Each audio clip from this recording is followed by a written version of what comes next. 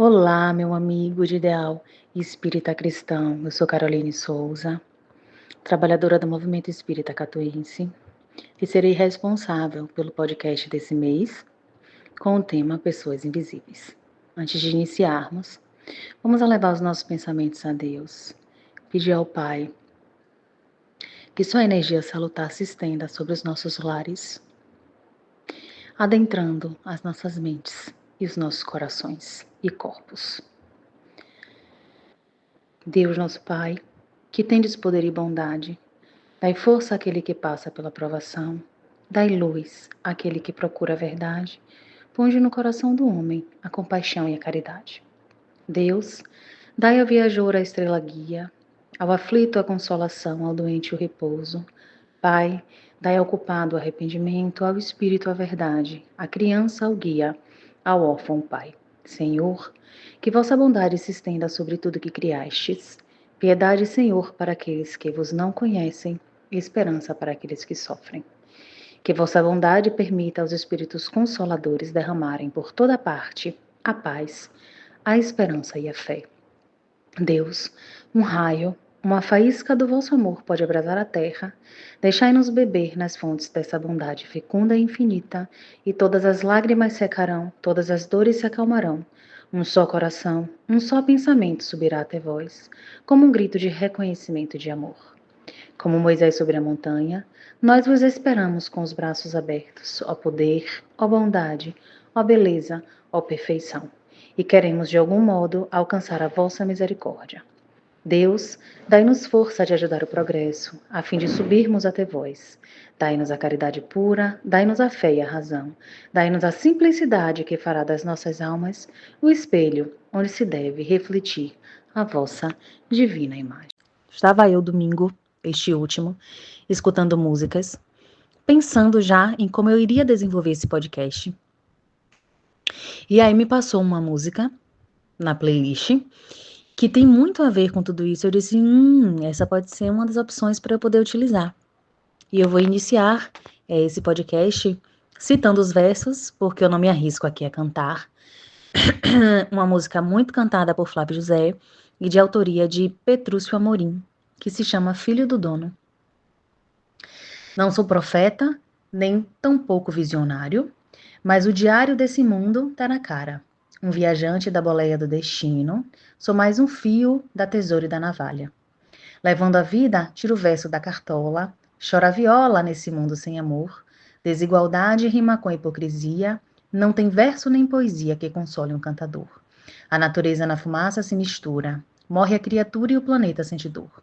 O desespero no olhar de uma criança, a humanidade fecha os olhos para não ver. Televisão de fantasia e violência, aumenta o crime, cresce a fome de poder. Boi com sede bebe lama, barriga seca não dá sono. Eu não sou dono do mundo, mas tenho culpa porque sou filho do dono. O tema deste podcast é Pessoas Invisíveis. Mesmo tema do Jornal Evoluir, 41ª edição, publicada no mês de abril de 2025. E quando a gente pensa em invisíveis, nas pessoas invisíveis, o que vem logo pra gente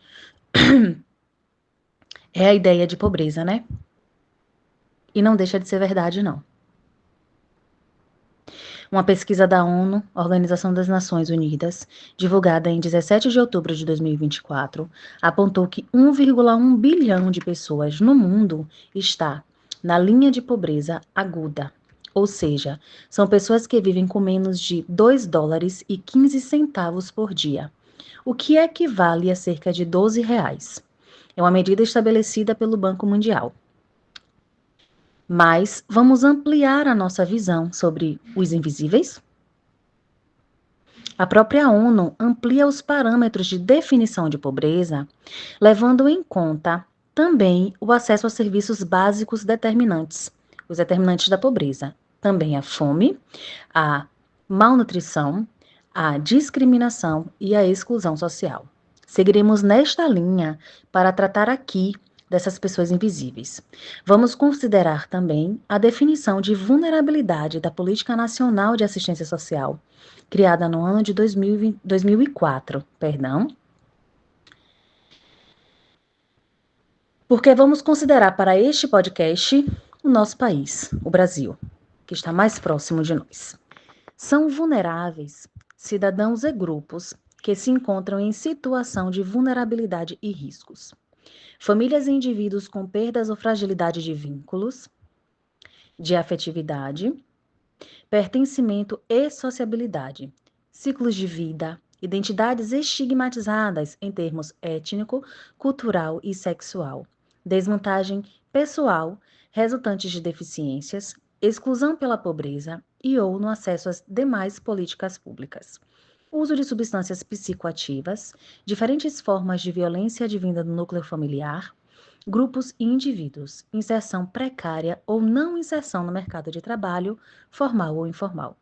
Estratégias e alternativas diferenciadas de sobrevivência que podem representar risco pessoal e social.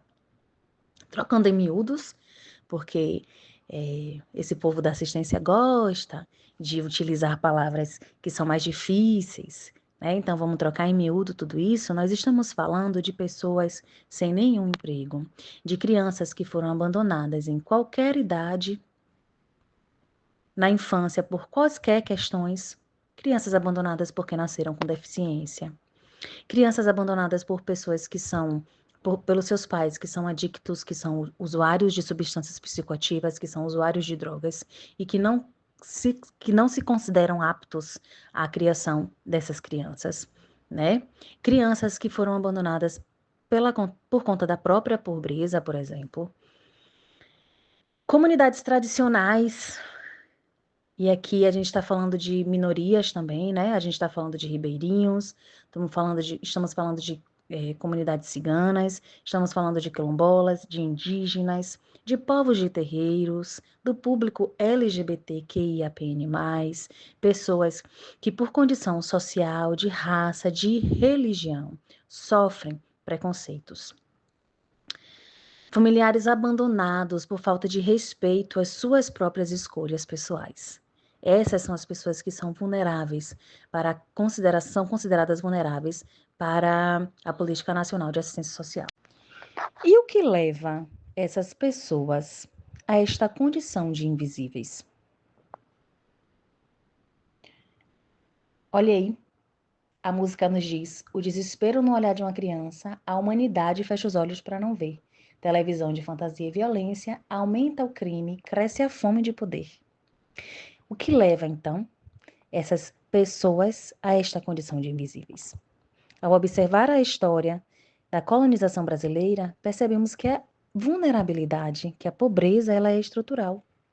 Desde a criação do Brasil, né?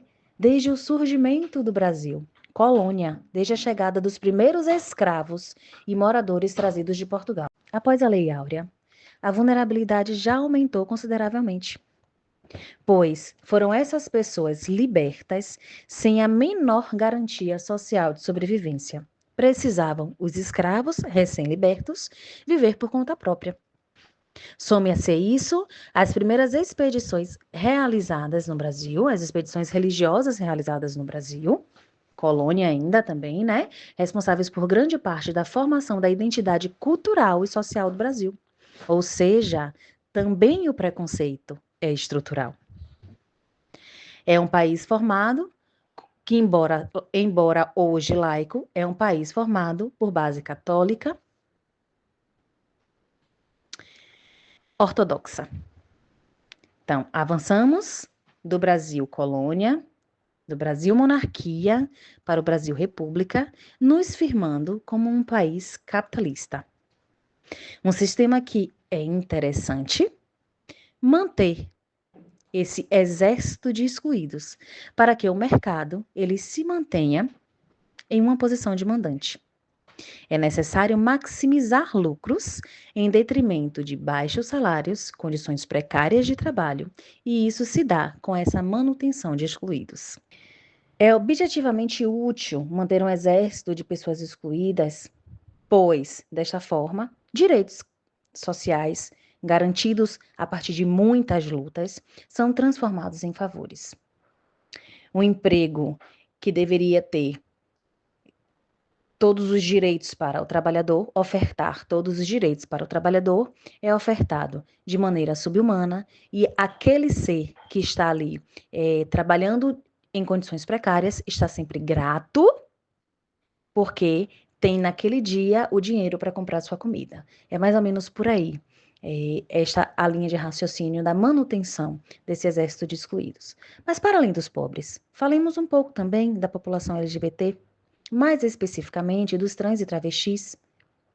O Brasil é o país que mais mata a população trans e travesti do mundo. Em contrapartida, é o que mais consome a pornografia trans e travesti. De acordo com matéria publicada no site Agência Brasil, de janeiro de 2025. Mas também para este público é mais interessante mantê-los na condição de servidores. Socialmente, mantemos a nossa moralidade em alta. As pessoas até gostam, mas ninguém precisa saber. Se olharmos direitinho, se a gente observar direitinho, são as nossas sombras escondidas, refletidas na sociedade. As nossas sombras individuais refletidas na sociedade. E tanto quanto as nossas mazelas, se faz necessário um esforço para lançar luz sobre questões problemáticas como estas. Aqui, as nossas sombras individuais ou sociais. E no sentido que nos cabe para este podcast, os invisíveis, as pessoas invisíveis, várias batalhas foram travadas e ainda o são para a garantia de direitos sociais, desde os movimentos abolicionistas até os movimentos atuais, de luta antimanicomial, de orgulho LGBTQIAPNIA+, da construção de políticas para as pessoas com deficiência, por exemplo. Né? Mas e o Espiritismo? O que nos diz sobre? Em O Livro dos Espíritos, questão 814, Kardec pergunta aos espíritos: por que Deus a uns concedeu as riquezas e o poder e a outros a miséria? Aqui trarei o comentário de Miramês em O Livro dos Espíritos comentado para nos auxiliar. E ele vem dizendo o seguinte: Deus testa seus filhos de várias maneiras. A uns dá riqueza e, consequentemente, poderes. A outros, miséria. E junto a ela, a escravidão de todas as ordens. Quem não compreende as leis, como a de reencarnação, acha que Deus é injusto, ou então, para não ofendê-lo, fala sem conhecimento de causa, que aí o Senhor sabe o que faz. Todas as duas versões são, de fato, incorretas e sem sabedoria. Miramês segue comentando sobre riqueza e miséria e diz o seguinte: riqueza e miséria são extremos da vida e todo extremo é mutável. Um pode ocupar o lugar do outro, em se buscando experiências, enriquecendo os celeiros do conhecimento para a futura paz da consciência. Em muitos casos, essas provas de riqueza e miséria foram escolhidas pelos próprios espíritos, porque sentiram a necessidade de aprendizado. Lembremos, no entanto, em que se tratando de provas, toda reencarnação ela é educativa. Não existe punição da espiritualidade, é educação, são educandários, as reencarnações são educandários para que a gente repita a prova até que a gente consiga passar com eficiência por uma questão que a gente precisa melhorar em nós. Em seu planejamento reencarnatório, o espírito vai optar pela melhor maneira de evoluir diante da sua necessidade. No entanto, contaminados pela nossa essência viciosa, enveredamos pelo mau uso do nosso livre-arbítrio. Não é verdade? Aí, a utilização providencial da riqueza, que deveria ser o serviço para o bem-estar coletivo, é comumente utilizada para interesses individuais e egóicos. E aí as desigualdades se ampliam. E aí os excluídos aumentam. Porque aquilo que eu não aceito, cheio de poder na mão, aquilo que eu não aceito como verdade para mim, não serve como verdade para o todo. E, como no mundo em que vivemos, o poder monetário dita as regras, a miserabilidade se estende para além da pobreza, como já apontamos anteriormente. Neste cenário de desigualdades, surgem figuras importantes para acalentar as dores. Vejamos o caso do padre Júlio Lancelotti, apresentado por Daphne Almeida no jornal Evoluir do mês de abril. O padre, que executa obras sociais na cidade de São Paulo através da comunidade Povo de Rua de São Martinho de Lima, enfrentou e ainda enfrenta dificuldades para a manutenção de sua obra. Sofre e sofreu ameaças de morte e passou até, inacreditavelmente, por uma CPI aberta por um vereador da cidade paulista, que previa a paralisação das obras sociais. O padre, graças a Deus, segue firme a sua obra de caridade. E assim como ele, muitos são os exemplos que a gente tem de pessoas necessárias para que a gente consiga estabelecer e dignidade humana para essas pessoas invisíveis, para que a gente consiga viabilizar dignidade humana para essas pessoas invisíveis.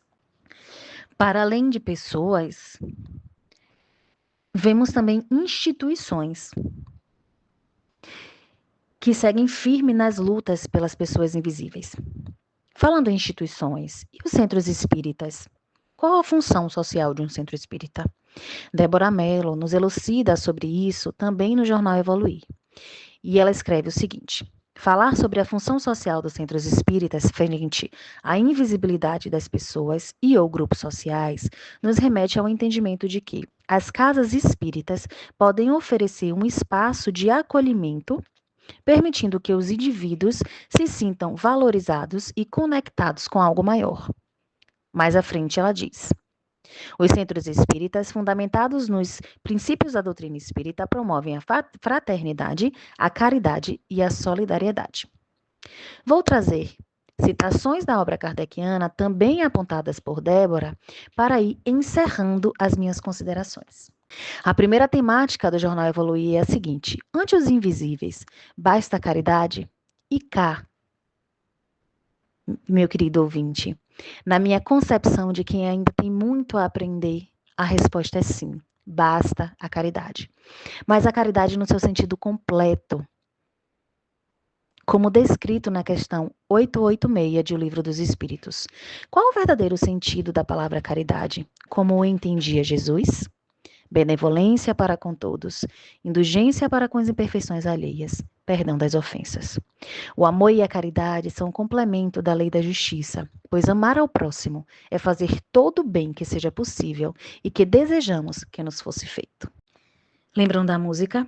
Eu não sou dono do mundo, mas tenho culpa porque sou filho do dono. O Cristo esteve entre nós como o maior exemplo de amor, justiça e caridade que a gente poderia ter. Ainda não somos capazes de executar as curas que o Cristo executou pelos nossos irmãos contemporâneos do Cristo. Mas a sua prática é possível para cada um de nós que aqui está. O amor em forma de caridade é possível para cada um de nós que está aqui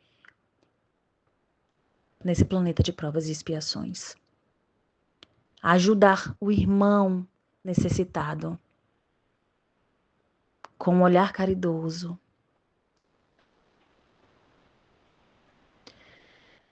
com a palavra fraterna, com um prato de alimento, com respeito, benevolência e solidariedade, é possível para cada um de nós. Basta que a gente deixe que o orgulho e o egoísmo deixe de ser nossa prática. Basta que a gente olhe para o lado e tire a venda, a trave dos olhos. Basta que a gente pratique o maior mandamento: amar a Deus sobre todas as coisas e o próximo como nós mesmos. Somos todos capazes de promover a dignidade humana. Muito obrigada. Agradeço mais uma vez a oportunidade à equipe do podcast MEC e a confiança. E encerro com Coríntios 1, versículo 13, carta de Paulo aos Coríntios. Ainda que eu falasse as línguas dos homens e dos anjos, se não tivesse amor, seria como metal que soa ou como sino que tine. E ainda que tivesse o dom da profecia e conhecesse todos os mistérios e todo o conhecimento, e ainda que tivesse toda a fé, de maneira tal que transportasse os montes, e não tivesse amor, nada seria. E ainda que distribuísse toda a minha fortuna para sustento dos pobres, e ainda que entregasse o meu corpo para ser queimado e não tivesse amor, nada disso me aproveitaria. O amor é sofredor, é benigno, o amor não é invejoso, o amor não trata com leviandade, não se ensoberbece. Não se porta com indecência, não busca os seus interesses, não se irrita, não suspeita mal. Não folga com a injustiça, mas folga com a verdade. Tudo sofre, tudo crê, tudo espera, tudo suporta. O amor nunca falha, mas havendo profecias, serão aniquiladas, havendo línguas, cessarão. Havendo conhecimento, desaparecerá. Porque em parte conhecemos e em parte profetizamos. Mas quando vier o que é perfeito, então o que é em parte será aniquilado. Quando eu era menino, falava como menino, sentia como menino, pensava como menino. Mas logo que cheguei a ser homem, acabei com as coisas de menino. Porque agora vemos por espelho em enigma, mas então veremos face a face. Agora conheço em parte, mas então conhecerei como também sou conhecido. Agora, pois, permanecem a fé, a esperança e o amor. Estes